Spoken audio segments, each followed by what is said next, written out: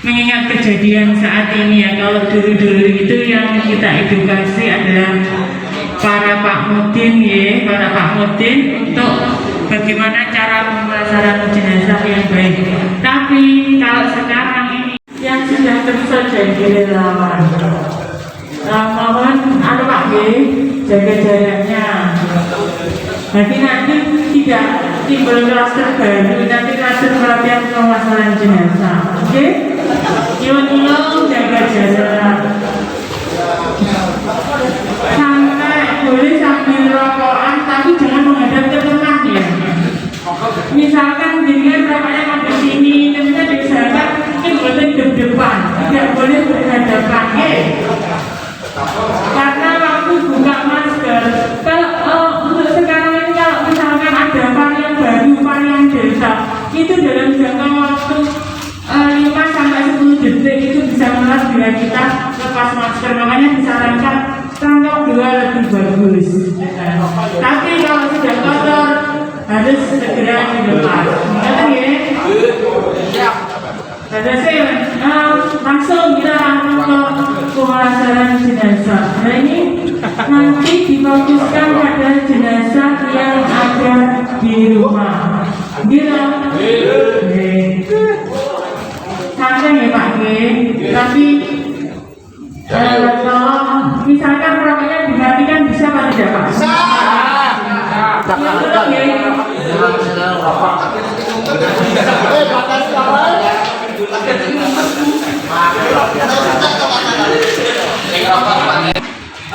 Kita harus melindungi diri kita. Apakah jenazah itu bisa menularkan penyakit COVID? Pertanyaannya harus seperti itu dulu. Apakah jenazah itu bisa menularkan? Sebenarnya pada intinya jenazah itu tidak bisa menularkan. Tapi bila kita menyentuh cairan yang ada pada jenazah itu yang menularkan. Kan pada umumnya saat ini misalkan ada rumah sakit kirim pasien jenazah COVID ya, tanggi itu pun boleh kenceng nyedak beras bareng-bareng langsung jalan, itu sebenarnya kurang pas. Karena apa? Karena kalau jenazah sudah dimasukkan di peti, itu sebenarnya tidak menular, sudah tidak menularkan lagi. Pertama karena jenazahnya itu sudah ditutup rapi, dan yang kedua yang menyentuh peti itu kan bukan jenazahnya, yang menyentuh kan petugasnya. Lalu itu jaga-jaga, makanya peti itu dikasih plastik seperti itu. Tapi sebenarnya kalau menurut teori itu jenazah itu tidak bisa menularkan COVID. Yang bisa itu adalah cairan yang ada di jenazah.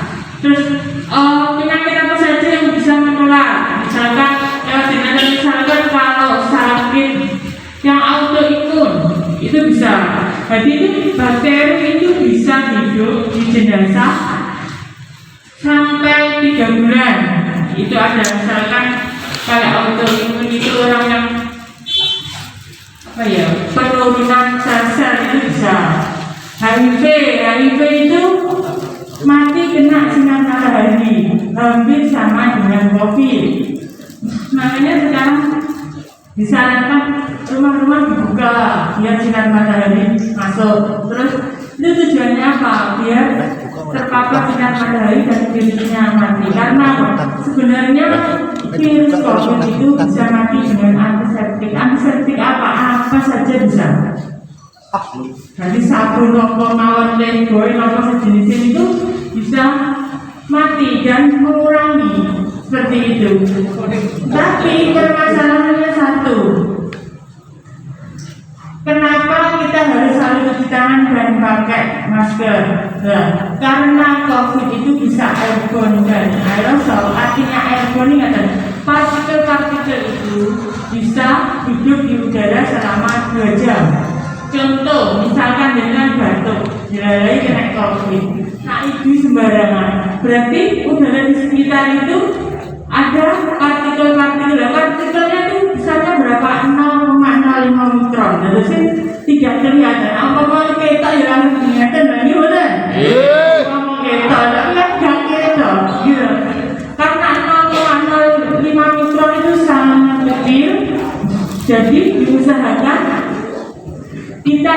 menghirup partikel tersebut. Nah, itu makanya kita disarankan untuk menggunakan masker. Itu intinya seperti itu. Terus kenapa kalau kita harus cuci tangan? Dan bersih. Karena biasanya orang kalau gejala ringan COVID itu batuk, pilek, demam, riang. Gitu. Makanya dia kan batuk, pilek, mesti antigen positif.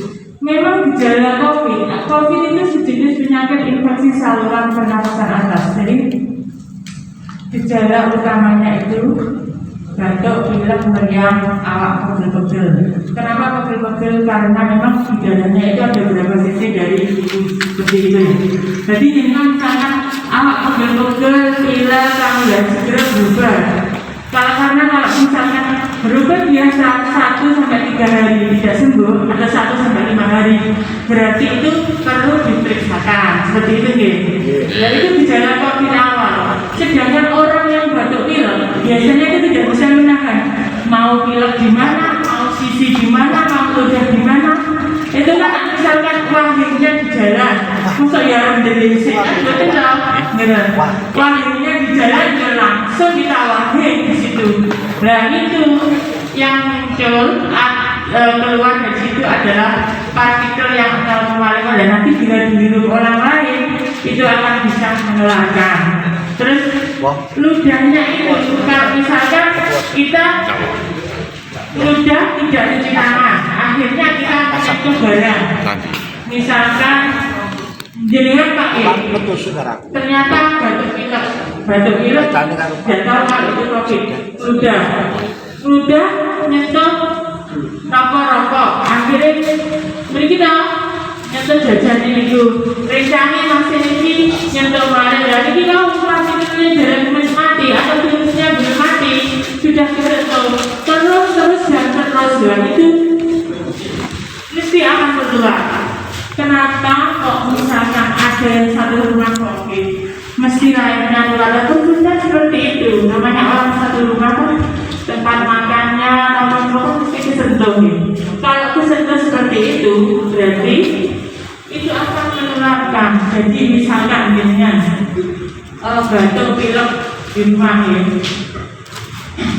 batuk pilek, dengan pertama harus jalan di rumah pakai masker untuk menghindari keluarganya yang lain. Terus tempat makannya disendirikan, terus tidurnya sendiri. Untuk sementara seperti itu. Karena apa? Karena kalau misalkan langsung kontak nanti akan menularkan. Seperti itu. Nah, nampol kertas sebenarnya dikatakan OTG. Ini kan saya jelaskan penularan dulu karena nanti mengarah ke yang sakit. Saat ini tiang desa-desa itu nak sakit jangan ke rumah sakit. Perkara nopo anjir di COVID-19. Kayak nopo kok jenazah ke rumah sakit umum itu kuat karena datang itu sudah jelek kondisinya. Nafasnya pun sesek dan itu pun susah karena nopo COVID. Pertama itu kan infeksi saluran pernapasan. Bila infeksi saluran pernapasan tidak teratasi, itu akan turun di tenggorokan. Tenggorokan tidak teratasi, akan turun ke paru-paru.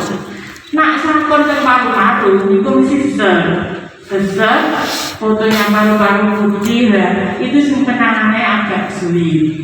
Dan terus mungkin kalau sarannya dengan jadi sederhana, misalkan batuk pilek mengumpul segera berobat di terdekat. Kalau misalkan tetap segera dibawa ke rumah sakit. Jadi nanti tidak menumpuk di rumah sakit.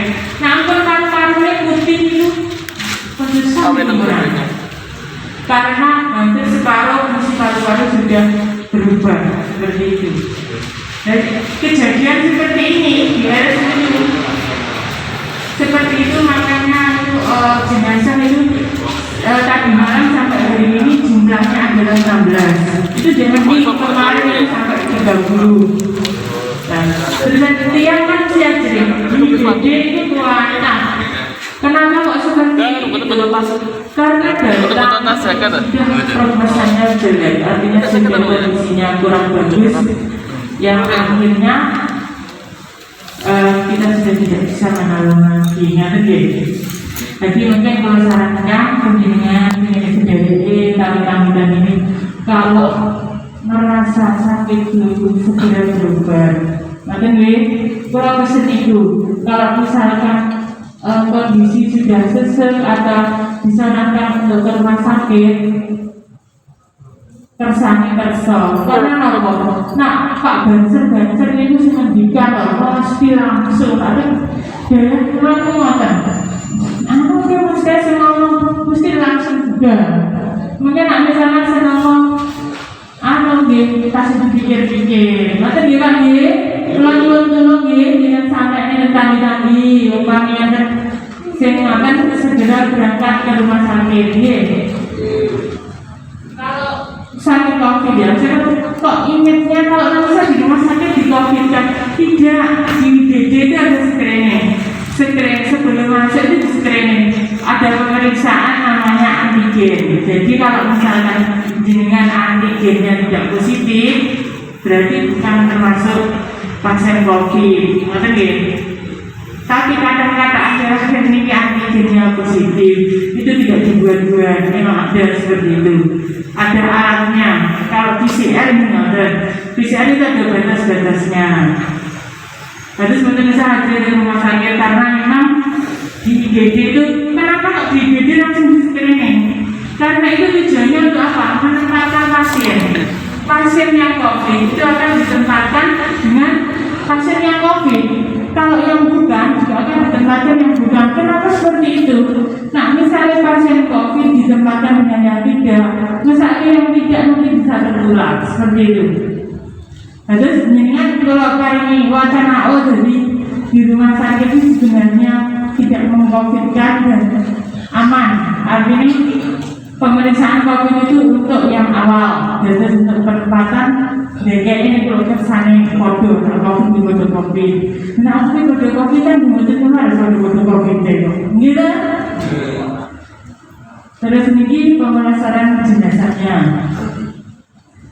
Pada intinya pemulasaran jenazah COVID dengan pemulasaran jenazah bukan COVID itu sama saja, tidak ada bedanya hanya satu. Kalau jenazah COVID itu tidak boleh dimandikan. Kenapa tidak boleh dimandikan? Perawat tayamum itu Kemenkes itu ada panduannya dari Kemenkes. Kalau jenazah COVID tidak boleh dimandikan. Karena begini, kalau kita memandikan, seperti yang saya jelaskan tadi. Minum dulu Bu.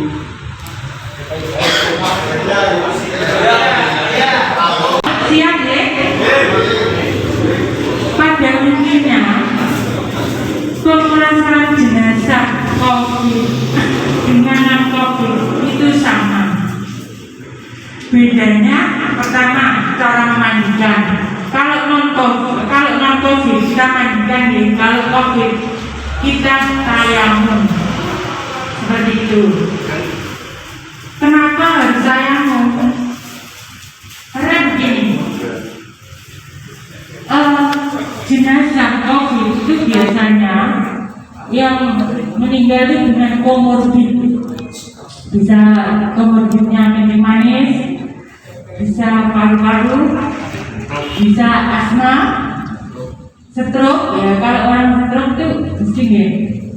Itu biasanya pada penderita yang mobilitasnya rendah, mereka stroke atau tidak bergerak atau asma, itu masih ada sisa-sisa cairan. Jadi tidak boleh dimandikan. Karena bila kita terkena cairan itu akan menularkan pada diri kita. Pada prinsipnya seperti ini. Kalau kita menolong pasien atau jenazah COVID, kita harus menyelamatkan diri kita dulu, baru kita melakukan pada orang lain.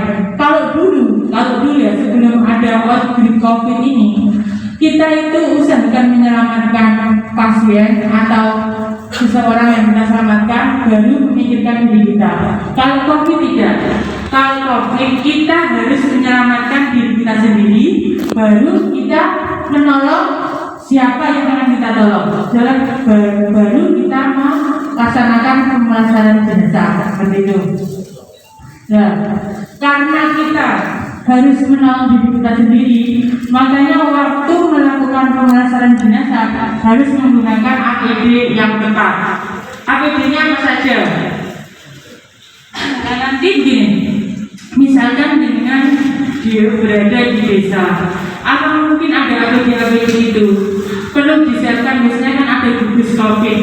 Gugus COVID itu masih ada atau tidak di bawah gugus COVID itu? Satgas ada. Tidak, nanti ada. Berarti nanti bisa dilaksanakan. Kalau Satgas COVID itu mesti punya APD. Nanti APD-nya apa saja sebelum kita memandikan? Pertama harus pakai sarung tangan. Sarung tangan panjang bisa, pendek bisa.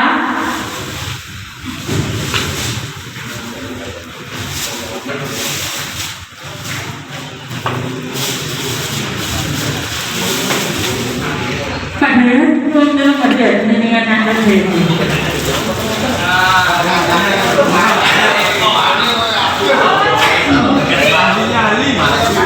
Lagi padahal ini dulu dinas IPC.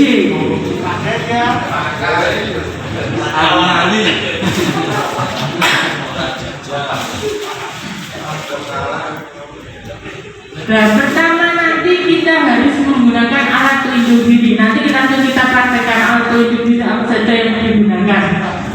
Kalau masker jelas, terus apa ya? Ya yang dinamakan handscoon seperti ini Pak G. Pakai sarung tangan. Ya. Sarung tangannya itu sebenarnya ada yang panjang, kalau misalkan dia ngesaknya yang mana boleh, atau yang ini. Pada prinsipnya sarung tangannya harus tebal dan sekali pakai. Dan ini sarung tangan. Terus ada masker N95.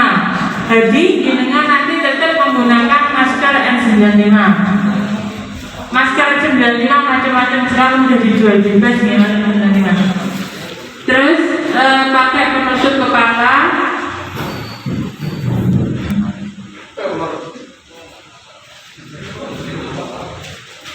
Pakai penutup kepala, terus pakai hazmat bila ada.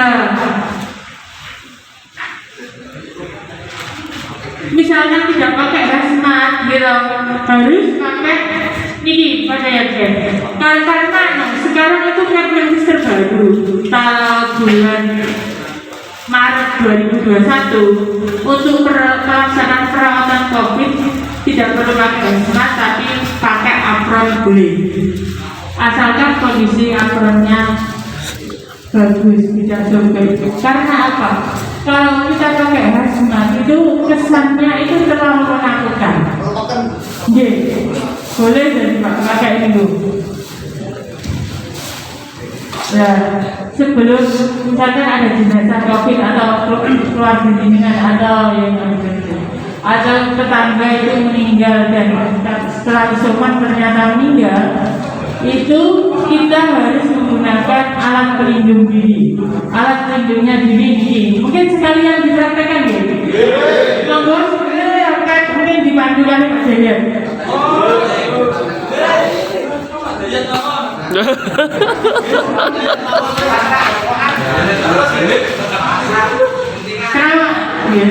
Ya nanti ini harusnya ada kacamata Google. Kalau tidak ada kacamata Google, kita pakai pensil. Sekarang seperti itu. Kalau ada seperti modelnya kan macam-macam ya.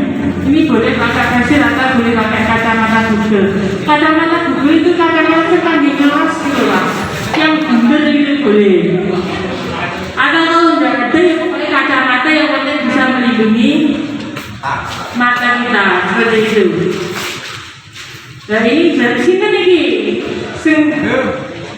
monggo maju satu, monggo Pak. Ya pertanyaan harus, ya pakai ya berikutnya cuci tangan dulu Pak. Yang sebelum kita menggunakan APD harus cuci tangan. Ini.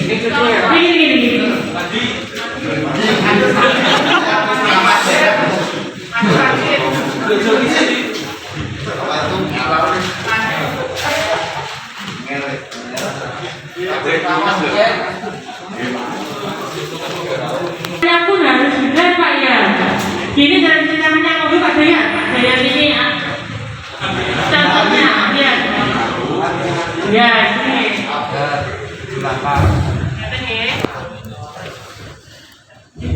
Pertama dituangkan, ya. Terus gosok telapak tangan dulu. Gosok telapak tangannya, gitu. Terus kembali ke sela-sela jari. Bukan ini dulu. Nah, saya kasih contoh dulu ya. Tak jelasin dulu ya. Ini ya, pertama. Bentuk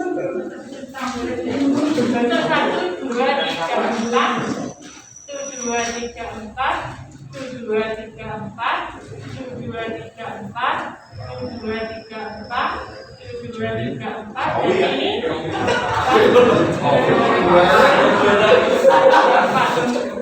Apa diulangi lagi dulu semua? Nanti ya, dan biasanya dicobi karena nanti apa untuk menjaga kalau sela-sela kita itu ada virus COVID-nya nanti biar luntur gitu. Karena virus COVID kan luntur dengan air mengalir atau antiseptik. Tidak usah diulang balik Pak, langsung saja. Oke, monggo sekarang angkat dulu. Oke, monggo.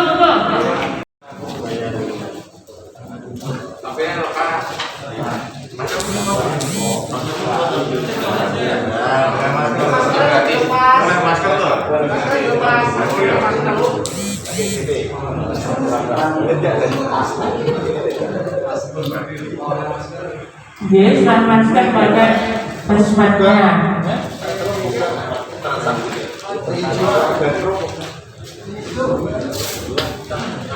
Yang hijau ini apron nanti dipakai terakhir. Tapi nak misalnya dengan di rumah tidak pakai hazmat bisa pakai apron tapi double 2 ya. Double 2. Jadi hujan ya kan.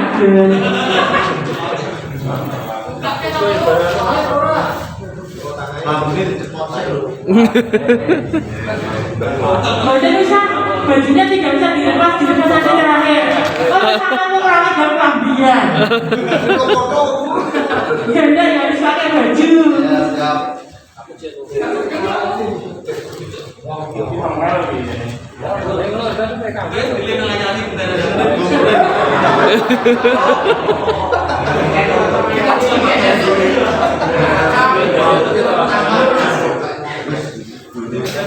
Pakai penutup kepala.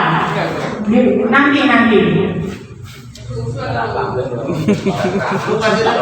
Itu kan dulu misalnya rambutnya panjang, apa biar tidak terkenal.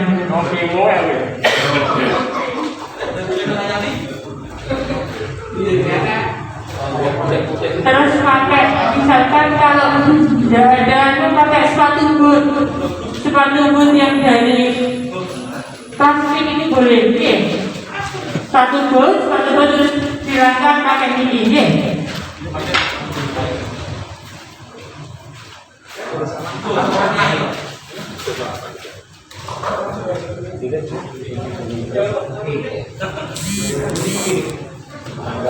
Kebesaran begitu.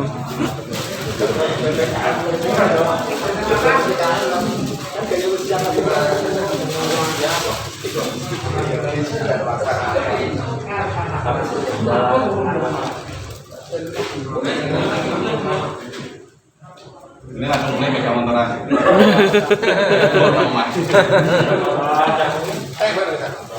Pakai apron, nah ini kalau tidak ada hazmat, ada bisa pakai jas hujan atau pakai apron tapi double 2, ya.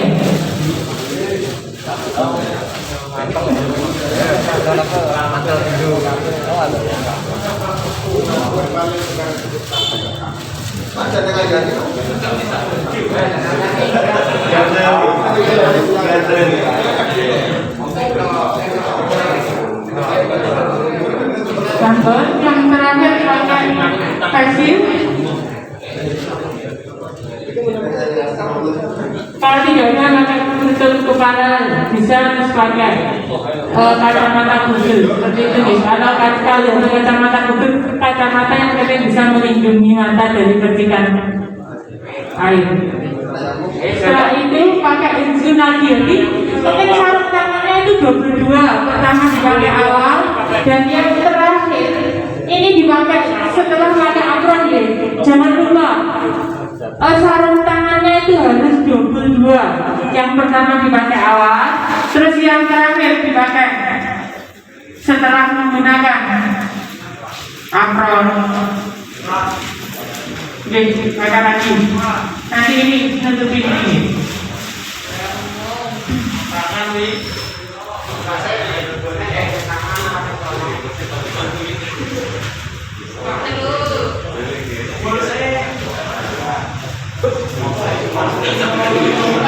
Ini betul saya disebuli ya. Ini bukan sakit. Nah disebuli mungkin kayaknya kotor dengan kira. Ini tutup. Kita coba ada di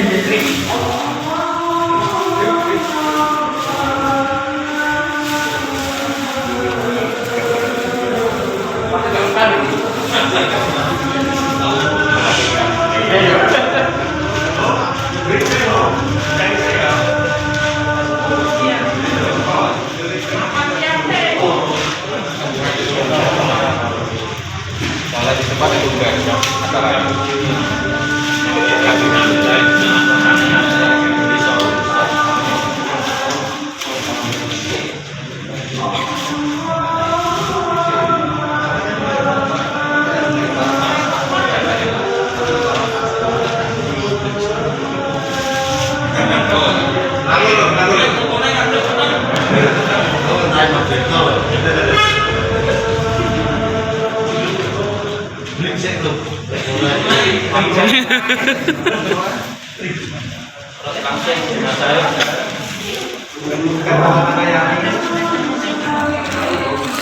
masalahnya kesini di jenazah pakai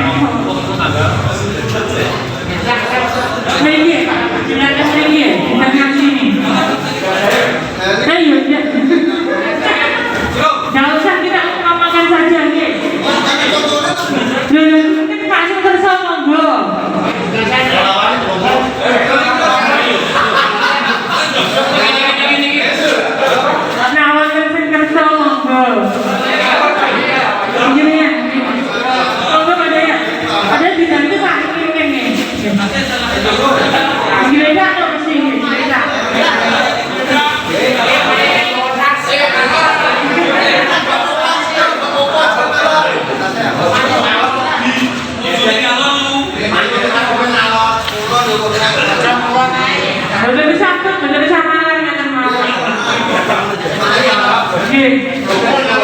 Harus biasanya terus semua baju dilepas itu biasa dilepas ya. Semua baju dilepas. Nah, pertama kita semprotkan antiseptik. Ada semprotan langsung atau enggak? Contoh. Supaya memori itu enggak ada memori.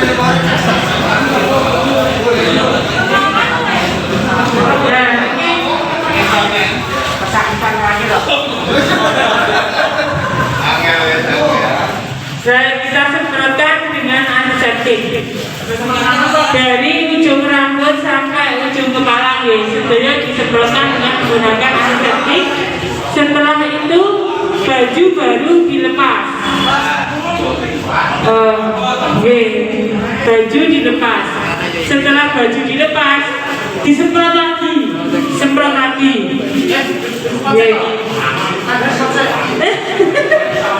Jangan sampai dilepas bajunya Pak. Setelah baju dilepas disemprot lagi, melaksanakan tayamum. Pasti jenengan berpaham. Nah, kalau ya setengah lah. Ditayamum sudah, ya. Terus disemprot lagi.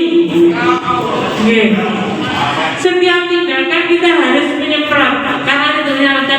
dan keluarganya. Setelah disemprot, baru kita persiapkan kain kerabatnya. Ini umpamanya nih.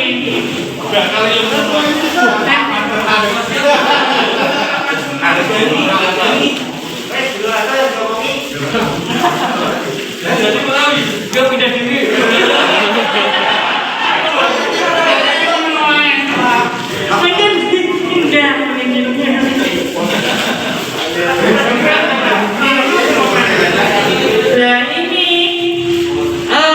yang beda lagi, kain kafan pertama kedua dilapisi oleh plastik seperti itu.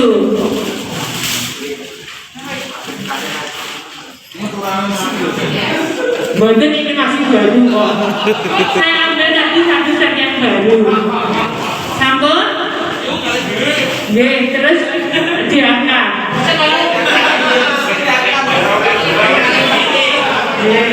Untuk kain kapannya berapa lapis Ibu? Tiga lapis. Tiga lapis. Termasuk plastiknya. Plastiknya berapa lapis bisa Bu? Satu lapis sudah cukup Pak. Plastiknya kurang besar itu, Bu. Plastiknya ini tebal kok. Gila.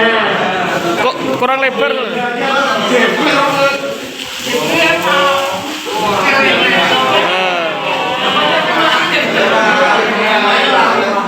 Nah, kalau ini pas.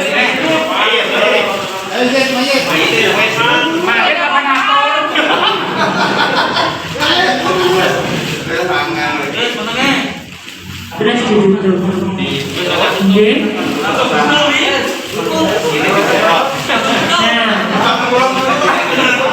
Setelah ditutup disemprot lagi. Disemprot lagi. Baru kafan. Kafan. Ya, pokoknya setiap tindakan dengan semprot nih. Misalkan habis makan nih semprot, dia tuh semprot. Untuk semprot itu bahan aktifnya apa? Disinfektan apa? Desinfektan. Semprot.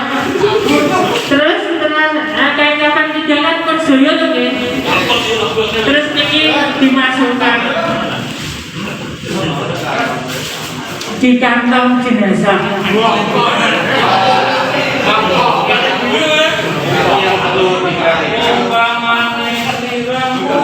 Bentar. Yang perlu diperhatikan, selama ini kan kita ada tali kan. Karena yang nanti masuk di kantong jenazah dan masuk di peti kan sudah tidak dibuka tali. Jadi ini nggak usah ditali, cukup disimpul, kita saja. Jadi nggak usah tali. Terus masuk ke kantong jenazah. Dan masuk kantong jenazah ini sebelumnya kamu harus Semprot. Pokoknya semua yang dilaksanakan melakukan semprot. desinfektan, baru jenazah dimasukkan, tutup lagi. Kalau bisa kita jaga nih dari resleting ini kan ada sela-sela. Kalau memang ada lakban atau apa, itu lebih aman. Sebelum di kantong jenazah kita masukkan ke Peti jenazah. Disemprot dulu petinya, darahnya, dan disemprot dulu. Setelah dimasukkan peti dikasih, boleh dikasih plastik atau boleh tidak. Ini direknya gunan. Dan sih mau dimasukkan kursian, makanya nanti dasar dikata. Saya kan nanti di tempat pemakaman ada pelunasan lah, namun disimpan malah disimpan. Mungkin ada satu kan buka macamnya nih. Untuk settingan peti jenazah itu saya dulu sudah saya setting bahwa jenazah sudah miring menghadap kiblat. Jadi untuk settingan peti jenazah tidak sama dengan peti yang pada umumnya. Yang biasanya itu jenazah terletak. Kalau settingan saya dulu katakanlah itu sebagai cempuri di makam. Jadi seperti itu. Ya, untuk nanti peti, coba nanti kita berkoordinasi dengan BPBD mungkin ya untuk yang satgas yang di kecamatan masing-masing. Terus satu lagi untuk menjamin keamanan yang kan biasanya masyarakat ada ketakutan. Peti itu bisa nanti kita lapisi plastik lagi, kita bungkus lagi plastik. Nah, peti itu kita bungkus itu lebih safety lagi. Jadi saya dulu peti karena ukurannya kan lebih kecil, jadi plastik ini bisa masuk. Itu lebih aman. Itu lebih aman. Maksudnya di sini, kasih tanda nanti, kasih tanda. Sebelum memasukkan kita kan kantor jenazah ada tanda, kita kasih tanda itu ke kepala, katakanlah gitu aja atas, terus masuk di peti itu nanti setelah itu kita kasih tanda peti itu gitu aja atas, berarti itu bagian kepala. Jadi nanti pada waktu pemakaman tidak bingung ini sirai nanti, ya.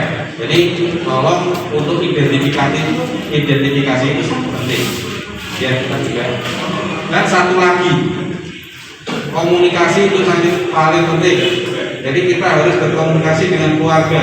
Kalau memang keluarga itu mau, kita ajak untuk melakukan bersama-sama. Tapi dengan satu syarat, keluarga tetap memakai alat pelindung diri seperti petugas. Juga kalau misalkan di rumah, saya sarankan kalau teman nggak usah pakai esmat, pakai jas hujan saja. Kan mungkin dia ngajar Pak, dari untuk radio. Biasanya seperti itu. Pakai jas hujan saja sudah cukup nih. Seperti itu. Jadi nggak usah pakai esmat. Jadi tetap Kalau di desa ini, kalau di rumah sakit memang ada dua. Kalau di rumah sakit itu boleh pakai esmat, boleh pakai apron saja, tapi yang modelnya dari belakang. Tapi kan sekarang ini ada dua, ada yang pakai apron, ada yang pakai itu seperti itu. Jadi kalau di masyarakat saya sarankan tidak perlu pakai esmat, karena itu akan menimbulkan ini medeni ya. Biar image untuk menakutkan seperti itu kita hilangkan, karena kan kita langsung turun sakit ya. Dan padahal COVID itu sekarang itu kayaknya kita itu sudah di mana-mana itu adalah karena tetap kita takut nanti kita akan susah sendiri. Betul ya? Setuju? Oke, monggo. Jenazah itu posisinya rata-rata miring. Iya Pak, sudah harus miring. Berarti sepertinya harus disetting rata yang miringan seperti sampul itu. Iya. Jadi kualitasnya itu dari yang biasanya itu 50 cm ya, itu terjadi 50. Jadi cuma dulu. 50 itu sudah cukup. Miring. Ketinggian ya, ketinggian bisa 25 sampai 40. kepanjangnya kita rata-rata berada 2 meter lah. Kalau tidak ada itu ya pakai peti yang biasa, tapi harus kasih tanda Pak. Pokoknya prinsipnya itu harus miring ke kiblat dan jangan sampai keliru antara atas dan bawah seperti itu. Kan siapa tahu nanti desa menemukan peti sing habis itu ya, peti biasa. Itu boleh, tapi asalkan harus bisa dikondisikan oleh kawan. Oke. Terus nanti gimana Pak? Untuk sampel peti kondisional ada yang 30 35. Ya. Karena nanti kita melihat kesan-kesannya. Ya betul. Oke. Misalkan tiangnya dia juga cili, boleh cekak. Ya.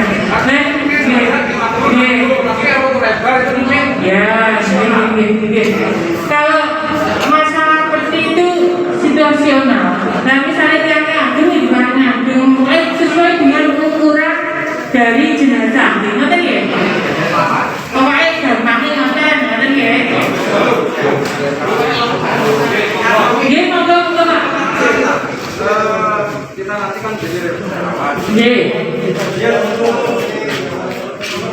dia APD itu dari gugus COVID atau dari kita atau dari pemerintah gitu Bu.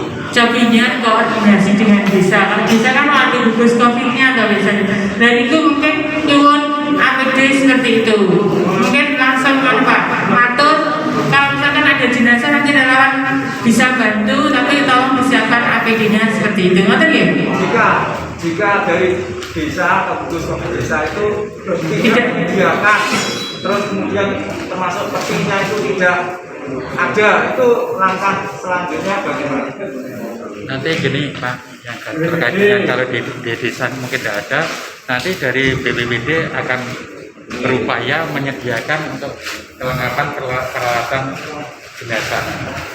Jadi pihak kami akan berusaha mengupayakan kelengkapan yang dimungkinkan untuk jenazah kamar, termasuk mungkin kain kapal plastik maupun kantong plastik maupun yang peralatan APD lengkap. Ya, APD lengkap. Kita berupaya. Ini Berarti nanti dari pihak kecamatan ya itu ada relawan, nanti ada koneksi dengan BPBD langsung dengan Nanti dari kemarin pelaksanaannya ada semacam koordinatornya. Itu nanti mungkin setiap korwil, istilahnya korwil ya, Belja Tuti itu mungkin ada paling tidak ada 6 personel, minimal itu 6 personel. Monggo nanti penataan seperti apa dari PAC, Ranking Coordinator, oleh apa itu Ansor itu nanti itu. kita nanti dulu. Dia monggo Pak. Tapi belum dijelaskan masalah untuk mensucikan jenazah dengan cara tayammum. Nggih. Itu tata caranya yang betul bagaimana? Oh, Mboten nggih. Mungkin kira nyentol Mboten. Pak Dayan monggo Pak Dayan. Dengan tayamum. Monggo sinten iki? Dengan tayamum. Caranya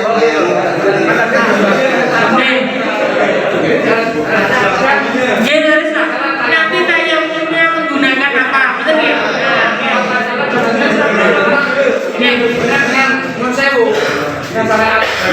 Nah, kalau misalkan dari Pak Banser itu ya agamanya Islam, berarti tayamumnya pada intinya sama.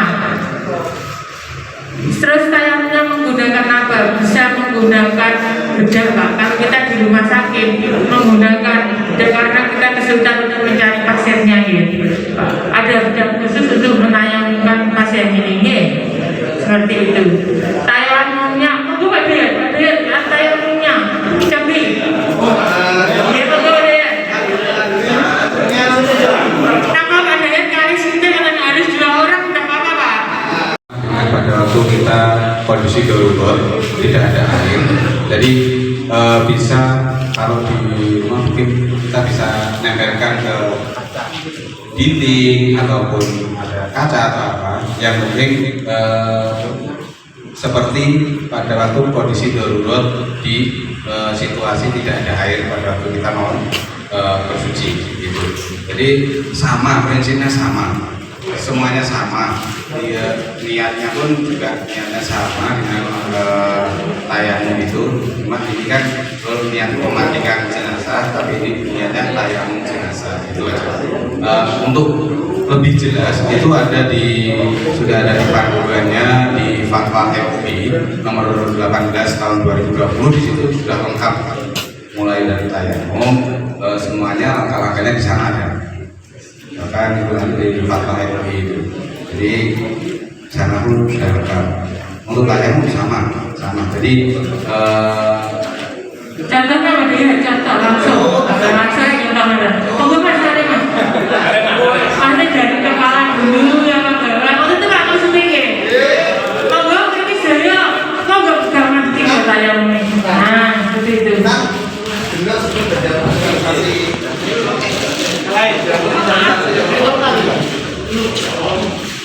Mungkin kita bisa kalau memungkinkan kita ada bagi di situ ada pasir untuk tayamum.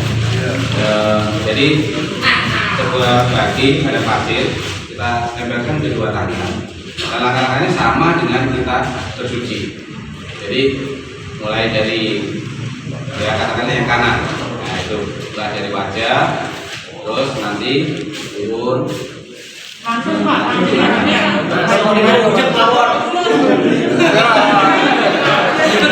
ada yang langsung lah. Dari ini Bismillahirrahmanirrahim. Setelah itu pun kita harus tempelkan lagi sampai biasanya 3 kali. Nah itu kita tempelkan lagi, kita geser ke kanan ya.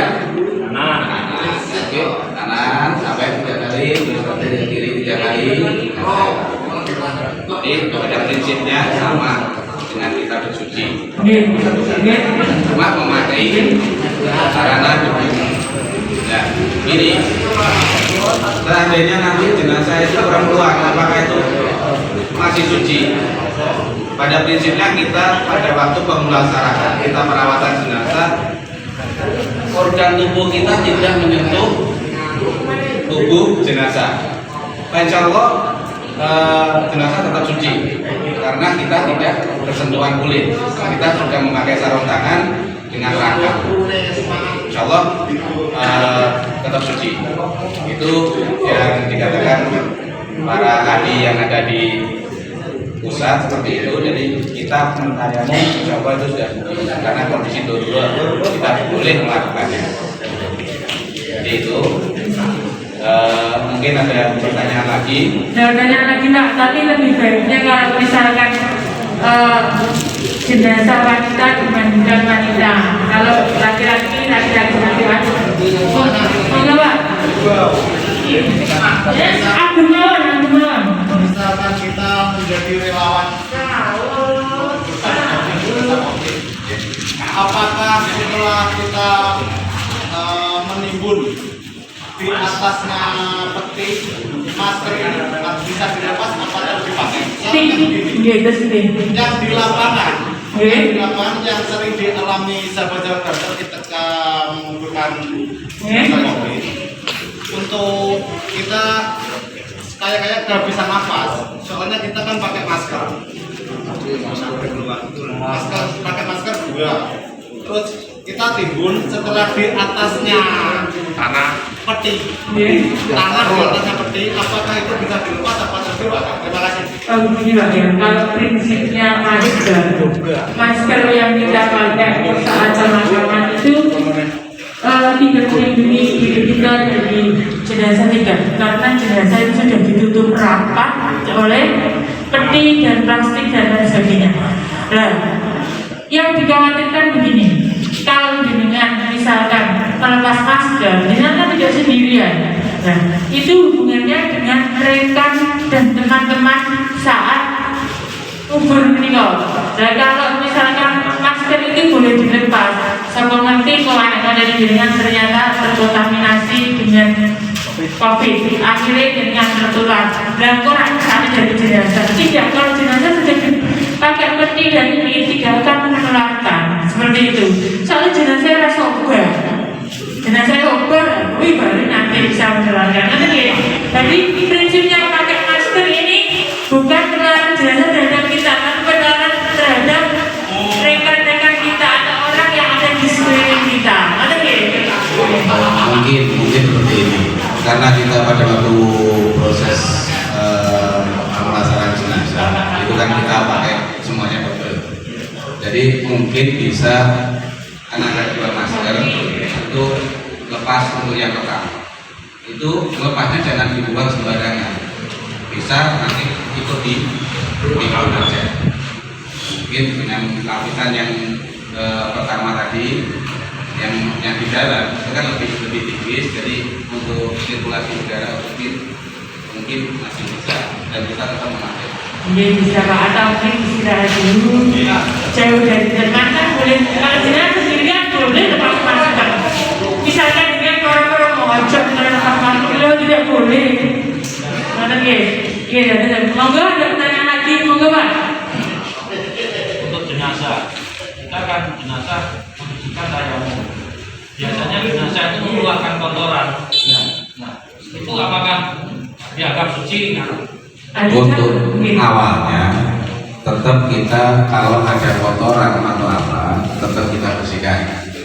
Iya, kita bersihkan tetap seperti pokoknya ada kotoran. Kan biasanya orang itu kalau di rumah kasih pempes itu ya. Kita semua dibersihkan. Ya itu bisa pakai tisu basah itu bisa supaya bersih lah masalahnya. Baru itu nanti disucikan. Jadi nggak semua langsung seperti di medsos yang tersebar bahwa langsung dibungkus, itu enggak. Kalau di rumah sakit itu tetap memakai protokol dan himaya untuk jenazah tetap insya Allah dipenuhi. Karena bahkan tadi kan sudah menggunakan APD dari awal tadi jenazah kan disemprot dengan antiseptik itu sambil dibersihkan. Ya, awal kan misalkan ada kotoran-kotoran, misalkan bekas misalnya sirah garing lama atau tidak lama, itu harus dibersihkan. Karena sudah menggunakan APD boleh aman, dengan tisu boleh, dengan kasar basah boleh, asalkan perbuatannya yang nanti Pak ya. Yang perlu diperhatikan misalkan dengan membersihkan jenazah harus dibuang di tempat sampah yang khusus seperti itu. Jangan nanti ada cara pengelolaannya Pak sabarnya nih Mas, sabar. Kamu kan kadang-kadang kita saling jenengan. Nah, ini ada pertanyaan lagi? Oh enggak, ada pertanyaan lagi? Pada kita atau tertular kita.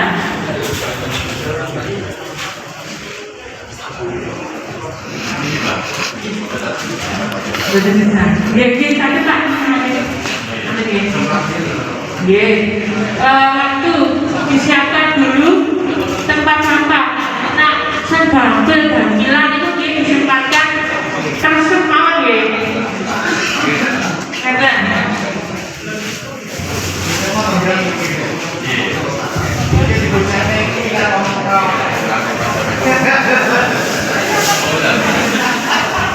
Yang pertama, sebelum kita melepaskan APD dari atas sampai bawah, kita semprot ya, karena disemprot dari seluruhnya ya, dari atas sampai ke bawah.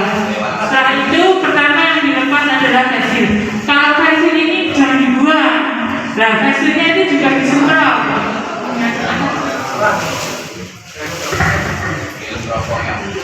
Hasilnya ini kita semprot bagian luar, terus bagian dalam disemprot bersih, dijemur, ya kalau yang hasil jangan dibuang.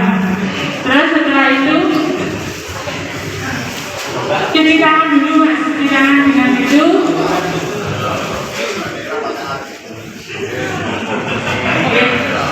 Baru cuci tangan, ya.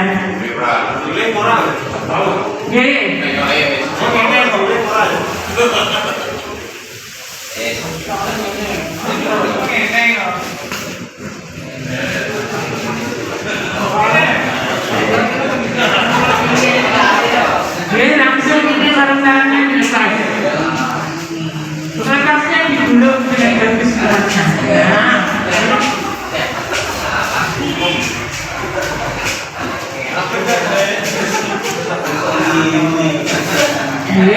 Terus kita melepas apronnya nih.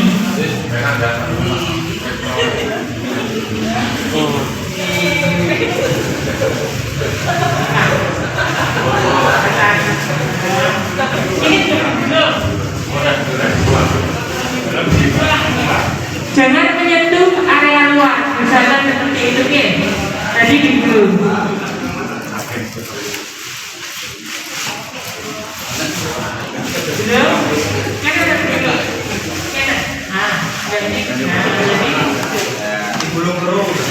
Digulung terus.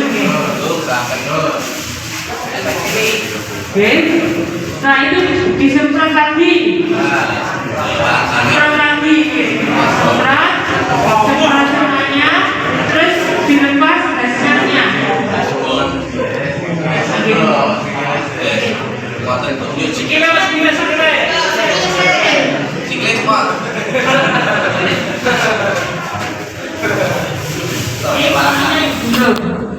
Pelepasannya semua digulung.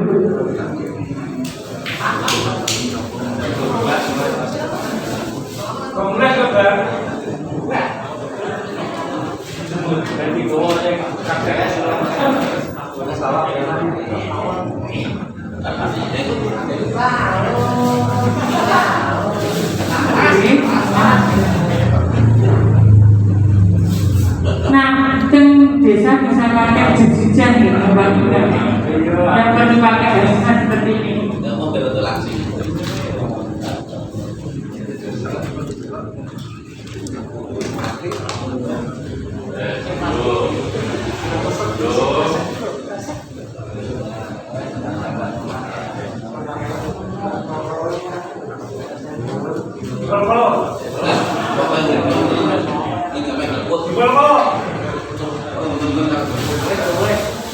Terus dilepas stepnya, masker, kalau kan dilepas dari masker nanti. Terus handscoon, cuci tangan, mandi, oke, seperti itu. Mandi besar.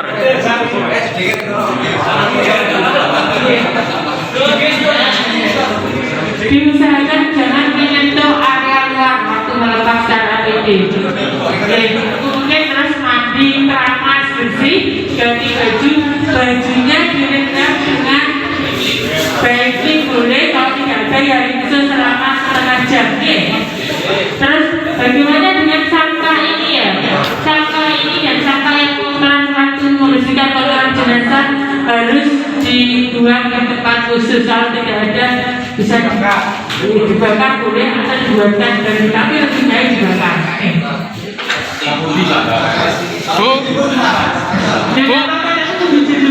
Bu tanya Bu. Jangan sampai terjangkau.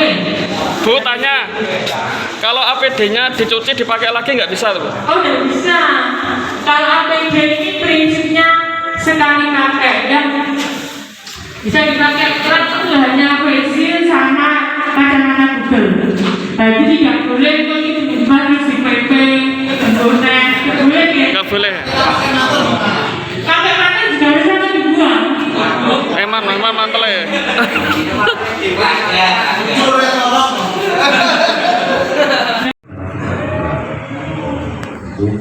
Mudah-mudahan sudah sampai di sini saja. Jangan ada lagi korban-korban lagi.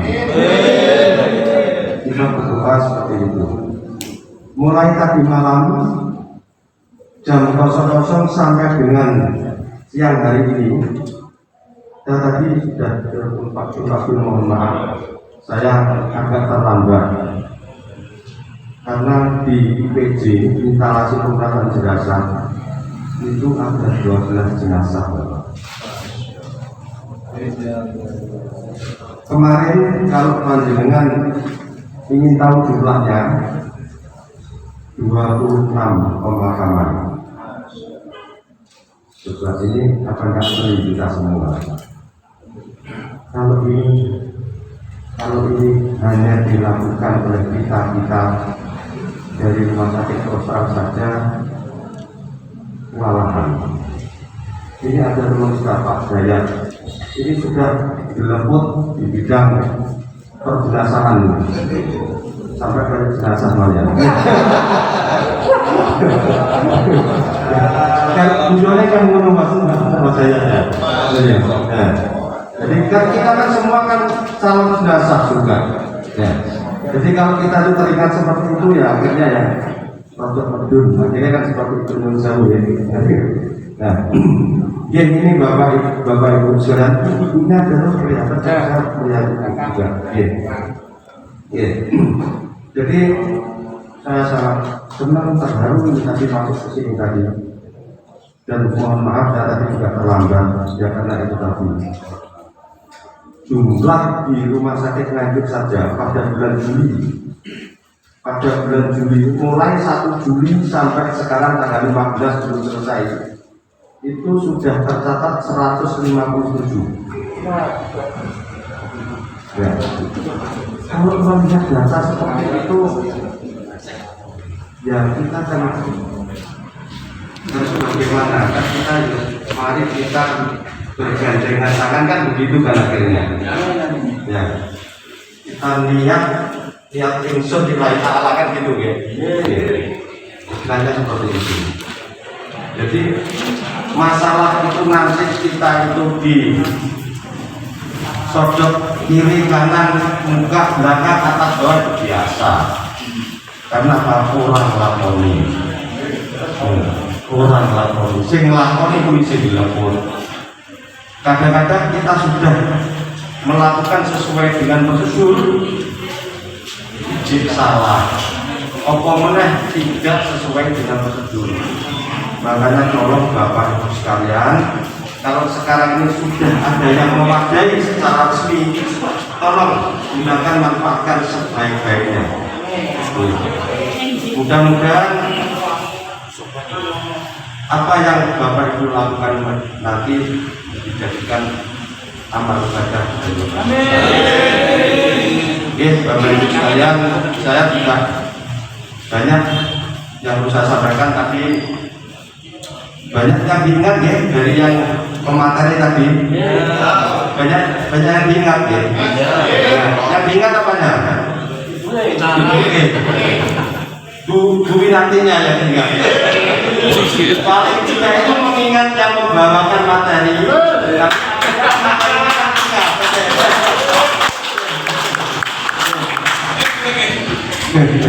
Ya Bapak Ibu sekalian, jangan sungkan-sungkan. Kalau ada apa-apa di rumah sakit, insya Allah saya siap membantu. Tapi kalau bisa, jangan urusan dengan saya di rumah sakit. Ya, urusan dengan saya itu menurut yang warung kopi nggak apa-apa. Siap. Mudah-mudahan saya doakan sehat semuanya, sama keluarga, saudara-saudara kita semua. Mudah-mudahan kita berdoa semua bahwa pandemi ini segera berakhir. Kita semua sudah lelah, kita semua lelah. Tapi semangat kita tidak boleh lelah. Kita takut dengan corona. Takut ya? Tidak perlu takut Bapak Ibu. Tidak perlu takut kita. Yang penting kita waspada. Itu yang penting. Jangan takut. Kalau takut itu biasanya ya, kalau takut itu nanti kalau bicara gini takut, tapi di luar sana pakai masker aja tidak mau, tapi katanya takut. Nah ini kan tidak konsekuens namanya. Ya makanya paling tidak kalau sudah ada pelatihan seperti ini, Bapak Ibu sekalian, kami berharap untuk menjadi role model di lingkungan masing-masing. Paling tidak membiasakan menggunakan masker. Sering cuci tangan, tidak bergerombol. Ini jaga jarak artinya. Itu. Saya kira itu yang bisa saya sampaikan. Mungkin ada pertanyaan untuk saya. Cukup? Ya, alhamdulillah sudah cukup, sudah paham semua. Selamat bertugas. Sekali lagi dengan niatan dari Bapak Ibu sekalian, mudah-mudahan dicatat oleh Allah sebagai amal. Mohon maaf bila ada kurang-lebihnya, dan langsung saya nanti akan mohon undur diri dan selamat bertugas. Semoga di dalam tugas Bapak Ibu sekalian diberikan kelancaran semuanya. Saya berharap Bapak Ibu sekalian nanti tidak ada pekerjaan di lapangan. Berarti pandemi ini segera selesai. Amin.